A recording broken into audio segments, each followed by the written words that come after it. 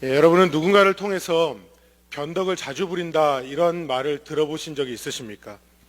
저는 개인적으로 변덕 부리는 걸 아주 싫어합니다. 처음에 세운 계획을 끝까지 가는 것을 참 좋아하는 스타일이라고 저는 스스로를 생각합니다. 그런데 한 번은 제 아내가 이런 말을 하는 거예요. 변덕 좀 그만 부려라, 이런 말을 하는 겁니다. 이 말을 듣고 저는 기분이 나쁜 거를 떠나서 너무나 충격을 받았습니다. 아니, 내가 변덕 부리는 걸 이렇게 싫어하는데 어떻게 나한테 이런 말을 할 수가 있지? 뭘 도대체 내가 잘못한 거지? 그래서 그 이유를 물어보니 이런 겁니다.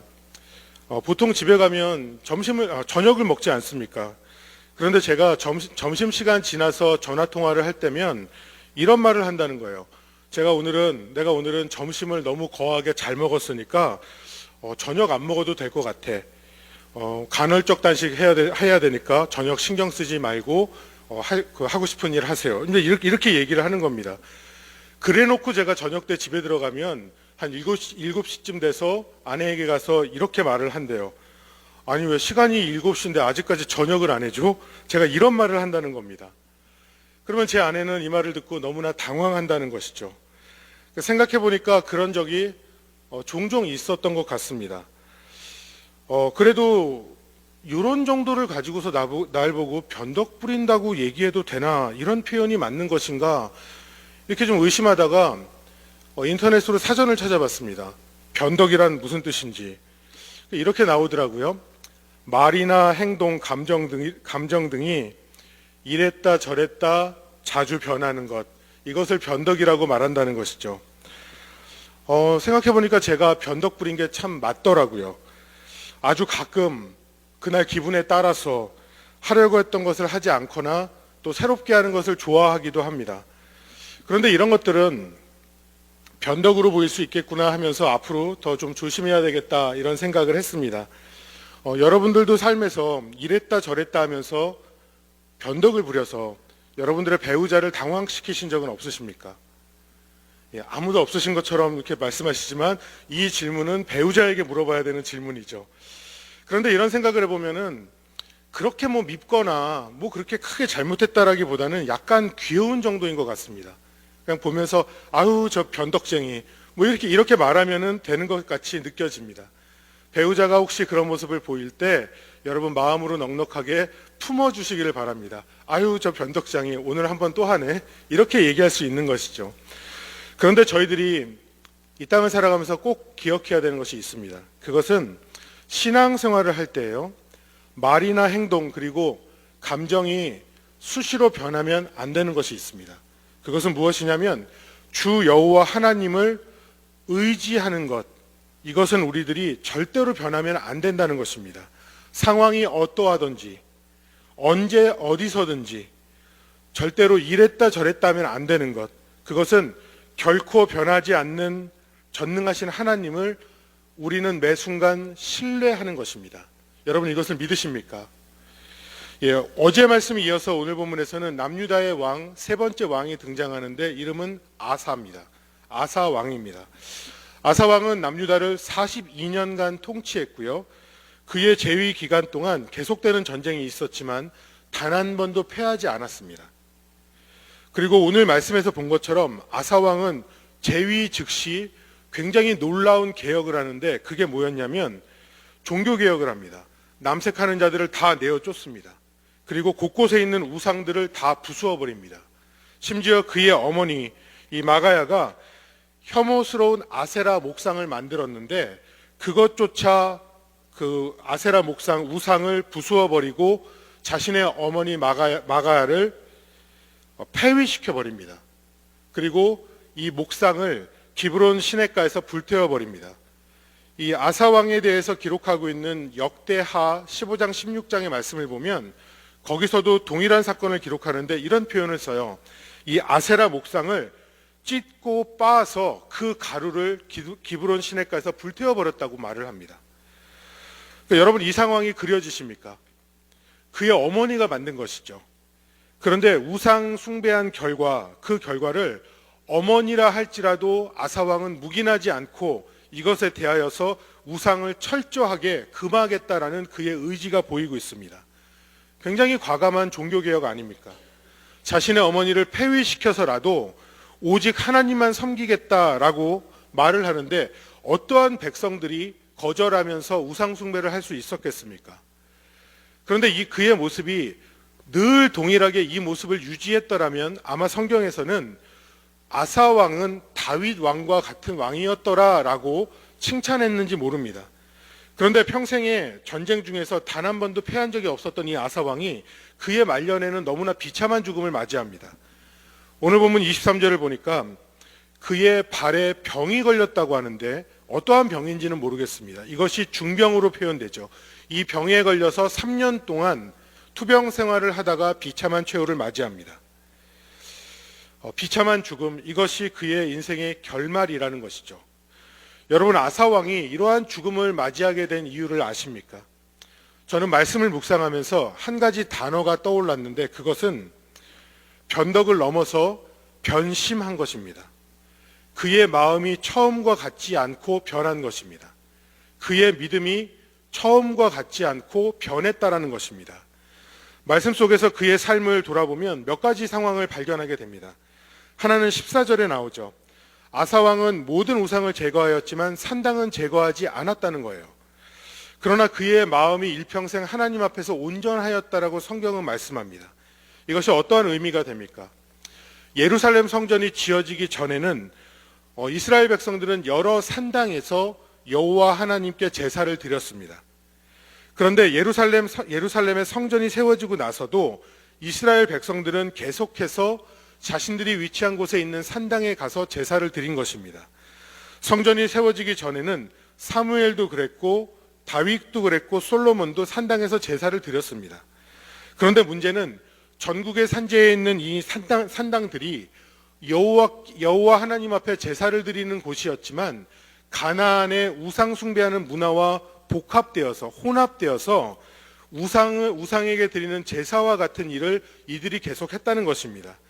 그러니까 말로는 여호와 하나님께 제사를 드린다고 하지만 그 속내용을 보면은 가나안 원주민들과 주변 나라들이 섬기는 우상을 숭배했던 것과 같은 형태를 이들이 띄었던 것입니다. 그런데 이러한 산당을 제거한다라는 것은 온 백성들이 그곳에서 산당에서 제사를 드리는 것을 금하는 것이 되기 때문에 국민적인 반발이 일어날 수 있는 상황이 됩니다. 그러므로 종교개혁을 이 아사왕이 행하였어도 산당을 제거하는 것만을 하지 않았다는 것이죠. 즉 엄청난 개혁을 한 아사도 산당을 남겨둔 것은 사람들, 이 백성들이 두려웠던 것입니다. 그런데 14절을 보면 그럼에도 불구하고 그의 마음이 여호와 하나님 앞에서 온전하였다라고 말하는데 이것은 어떠한 의미입니까? 이것은 그의 삶의 행적을 놓고 볼 때 백성이 두려워서 산당을 그대로 두는 범죄를 행하지만 그의 마음은 그럼에도 하나님 앞에는 의지하고 있는 하나님 앞에 매달려 있는 그의 심정은 그 순간에도 동일하게 있었다는 것입니다. 다시 말하면요, 그가 죄에서 온전한 의인이라는 말이 아니라 하나님을 의지하는 마음만큼은 변하지 않았다라고 말하고 있는 것입니다. 그런데 그의 삶에서 보면 그 후에 두 가지 사건이 기록이 되는데요. 하나는 나라의 위기 상황이고 두 번째는 개인의 위기의 상황입니다. 첫 번째 사건은 이스라엘의 왕 바아사, 남유다의 왕은 아사인데 북이스라엘의 왕의 이름은 바아사였어요. 바아사가 남유다를 치러 올 때 남유다는 국가적인 위기에 놓입니다. 그래서 아사 왕은 너무나 다급했기 때문에 다메섹에 거주하고 있는 아람 왕 벤하닷에게 금은 보화를 주고 그에게 가서 이렇게 말을 하는 겁니다. 당신과 내가 맺은 언약이 있지 않느냐? 당신의 아버지와 나의 아버지가 맺은 언약이 있지 않느냐? 그리고 내가 지금 금은 보화를 주지 않았느냐? 이것들을 기억하고 이 금은 보화를 받고 남유다를 좀 도와달라고 그 아람 왕 벳하닷에게 요청하는 겁니다. 이 말을 듣고 이 벳하닷은 남유다를 도와서 북이스라엘의 성읍들을 공격하고 결과적으로 남유다는 위기를 모면하게 되는 상황이 벌어지는 것이죠. 오늘 본 이 열왕기상에서는 그 이후의 행적에 대해서는 기록하고 있지 않지만 역대하 16장에 보면은 이 사건을 그대로 기록하고 그 이후에 선지자 하난이라는 사람이 아사왕을 찾아갑니다. 아사왕을 찾아가서 하는 말이 뭐냐면, 이제까지 아사왕이 전쟁에서 한 번도 패하지 않은 것은 군대의 강함이 아니라 당신이 여호와 하나님을 의지하였기 때문이다라는 겁니다. 그런데 이제는 당신이 이 아람 왕을 의지하고 있기 때문에 여호와 하나님께서 기뻐하지 않으신다, 이 말을 전합니다. 그런데 아람 왕은 이 말을 듣고서 자신이 무엇을 잘못했는지를 깨닫고 하나님 앞에 그의 마음을 돌이켜야 할 것인데, 오히려 분노하여서 이 선지자 하나니를 옥에 가두어 버립니다. 이어지는 또 하나의 사건은 그의 노년에 벌어지는 사건인데, 그의 발에 중병이 들죠. 이 사건에 대하여서 역대하 16장 12절에서는 이렇게 말을 해요. 그의 발이 병이 들어 매우 위독하였으나 병이 있을 때에 그가 여호와께 구하지 아니하고 의원들에게 구하였더라. 이 아사 왕은 국가적인 위기 앞에서 아람 왕을 의지하였고, 개인적인 위기 앞에서는 의원을 의지하였던 것입니다. 사랑하는 여러분이 이 아람 왕의 삶을 돌아볼 때에 저희들이 받을 수 있는 영적 교훈은 무엇입니까? 끝이 좋아야 한다는 겁니다. 하나님께서는 처음부터 끝까지 하나님을 의지하는 자를 기뻐하신다는 것을 우리들이 믿을 수 있어야 합니다. 아사 왕은 처음에는 굉장한 결단을 보이죠. 전 남유다에 종교개혁을 일으켜서 우상들을 찍어서 던져버립니다. 아세라 목상을 박살내고 불태워버립니다. 산당을 제거하진 않았지만 그때에도 여전히 하나님을 의지하는 모습이 그에게는 있었다는 겁니다. 그런데 그의 마음이, 그의 모습이 이렇게 말년에 변화된 것은 무엇입니까? 그의 마음이 변화된 것, 변심한 것입니다. 오랜 시간을 살아보니 눈앞에 보이는 아람 왕이 의지할 만큼 강한 것 같고, 눈앞에 있는 의원에게 자신의 목숨을 의지하는 것이 더 좋게 여겨졌다는 것입니다. 하나님은 아사 왕을 기뻐하지 않으셨고, 그 후로 3년 동안 투병하다가 결국에는 비참한 최후를 그는 맞이하게 됩니다. 여러분, 인간적인 방법, 사람을 의지하고 힘을 의지하는 것, 이 모든 것들은 순간적으로는 마음이 놓이는 것처럼, 의지할 만한 것처럼 보이지만, 이 모든 것들은 일순간이고 늘 부족하고 완전하지 않습니다. 그러나 우리 주 여호와 하나님을 의지하는 것은 온전한 줄로 믿습니다. 하나님을 의지하면 결코 후회함이 없을 것이고, 부족함이 없이 넘쳐나는 삶이 된다라는 것을 기억하고 마음에 새기는 이 새벽이 되기를 간절히 소망합니다. 제 자신에게 적용해 봤습니다. 나는 항상 변함없이 주 하나님을 의지하고 있는가? 여러분은 어떠십니까? 항상 모든 순간에 하나님을 전적으로 의지하십니까? 그렇게 못하고 있다, 그렇게 하는 순간보다 그렇게 못하고 있지 않냐라는 그런 순간을 발견하게 되는 것이 더 많고, 기회만 된다면 다른 것을 의지하고 싶고, 다른 것에 기대고 싶은 유혹이 늘 찾아오고, 그런 일들 때문에 늘 넘어지는 제 자신을 발견하게 됩니다. 정말 처음부터 끝까지 주를 향하여 변함없이 주님을 온전히 사랑하고 신뢰하면서 나는 믿음 생활을 하고 있는가? 그렇지 못한 순간이 많다라는 데 우리의 믿음의 신앙생활에 딜레마가 있는 것입니다. 저는 하나님께서 아신다고 믿습니다. 나의 연약함, 흔들리는 갈대와 같은 이 마음의 깊은 곳에 있는 이것을 감찰하시는 하나님이신데, 하루에도 12번씩 변심하고 이것저것에 마음을 뺏기는 것을 우리 주님께서는 다 알고 계시지 않겠습니까? 그런데 여러분, 그런 우리들이기에 우리 주님께서는 저와 여러분에게 놀라운 사랑을 베풀어 주셨다는 것을 여러분 기억하시기를 바랍니다. 여러분, 그것이 무엇입니까?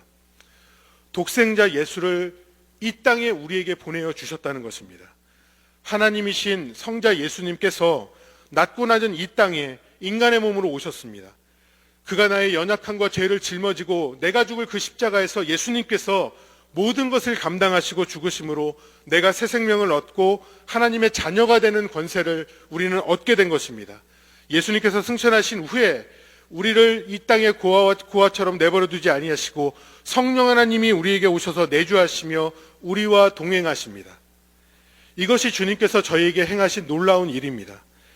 초대교회 성도들도 주를 향해 변함없는 믿음을 가지고 신앙생활을 했지만 끝까지 주를 의지하는 데에는 그들의 믿음이 갈등하는 순간이 있었습니다.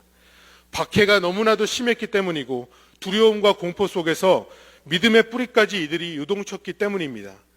그래서 히브리서 기자는 히브리서 12장 2절에서 이런 말씀을 합니다. 믿음의 주여 또 온전케 하신 이인 예수를 바라보자. 그는 그 앞에 있는 기쁨을 위하여 십자가를 참으사 부끄러움을 개의치 아니하시니 하나님 보좌 우편에 앉으셨느니라. 예수님은 흔들리지 않고 끝까지 오직 여호와만을 의지하는 삶의 완벽한 본을 보여주셨습니다. 어떻게 살고 무엇을 위해 살고 어떠한 가치관을 가지고 우리가 이 땅을 살아야 하는지 예수님께서는 친히 이 땅에서 본이 되어 먼저 보여주셨습니다. 저희에게도 여러분 마찬가지입니다. 우리의 삶에도 내 일반적인 일상의 삶을 뒤흔드는 사건이 벌어지면, 고난이 닥치면 처음에 품었던 마음이 흔들립니다. 우리의 믿음이 요동칩니다. 쉽게 타협하고 싶고 쉽게 사람과 물질을 의지하고 싶게 만든다는 것입니다. 그러나 사랑하는 여러분, 우리의 믿음이 주를 향한 이 신뢰가 흔들리는 것 같은 순간 여러분 기억하시길 바랍니다. 믿음의 주여 온전케 하신 이인 예수님을 바라보는 것입니다. 저희가 끝까지 주를 향해 변심 없는 믿음으로 살아가도록 우리 주님께서는 십자가를 지셨고 흔들리지 않도록 전능하신 하나님이 나의 하나님이 되어주신 것입니다. 저희가 다 주님 앞에서 믿음을 가지고 시작하지 않았습니까? 저희의 믿음 생활의 순간순간마다 뜨거운 감격이 있고 그럴 때마다 우리가 주님 앞에서 고백하지 않습니까? 주님은 전능하신 하나님이시고 나를 사랑하시는 하나님이십니다. 내가 정말 주님을 전적으로 사랑하고 신뢰하기를 소망합니다. 어떠한 순간에도 나는 주님만을 따르겠습니다. 우리의 삶에서 오늘 본문의 아사 왕의 그의 삶에 잘못된 것, 범죄했던 것들, 이 모든 것들을 반면교사 삼아서 저와 여러분은 우리 주 예수 그리스도를 오늘도 바라보며 주를 향해서 끝까지 주님만을 의지하며 살아가고 승리하고 우리 하나님의 마음을 시원하게 드리는 귀한 삶을 사시기를 우리 주 예수님의 이름으로 간절히 축원합니다.